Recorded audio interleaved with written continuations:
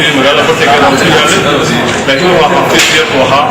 maanta waxay leedahay maanta inaan xafiis cusub oo ballaaran oo runtii sanadkii magaalada ku yaalana iyadoo uu nala joogo oo runtii xarigana nooga jaray mas-uuliyiinta waaweyn ka mid ah madaxweynaasha oo runtii aan aad ugu faraxsannahay aan jeclanahay inaan kusoo dhaweyno munaasib uu ka farxad weyn bay noo tahay in xafiis awal waxay ku jireen somtel borame xafiis ciriiriya ayay ku jireen xafiis intaa aad u ballaaran oo runtii ka filan oo looga faa'iidaysan karo waxyaalo fara badan macaamiisha soo dhoweynteeda meelihii ay ku kala nasan lahaayeen qaybo kala duwan oo ballaaran oo aad loo fidiyey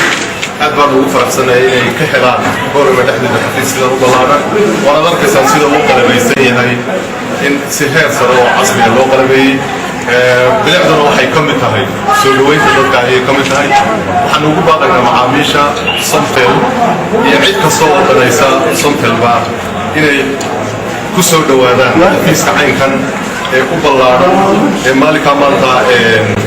ku filan ee waasaca ciriirigii horena inay ka baxeen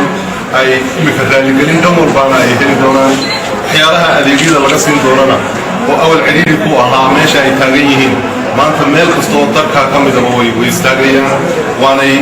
ka adeeganayaan bahda saxaafadana waanu mahad celinayna runtii kaalin weyn bay qaataan kaalintooduna waxa weeyaan in ay muujiyaan horumarka dalka kolba wixii soo baxaa inay muujiyaan oo iyagana aad bay u mahadsan yihiin waan jeclaan lahayn inay nala joogaan maamulka gobolka ama degmadu inay nala joogaan hase yeeshee waa xafiisana kusoo guurnay oo mid kale kusoo guurnay wax dhibay ma jiraan waan soo dhaweynaynaa waxaan rajaynaynaa inuu noqdo xafiiskii laga faa'iidaysto adeega loo baahiyey isgaarsiinta casriga laga helo oo adeegyada ay bixiso somtel ay ku yar yihiin shirkaduhu inay bixiyaan aad baad u mahadsantihiin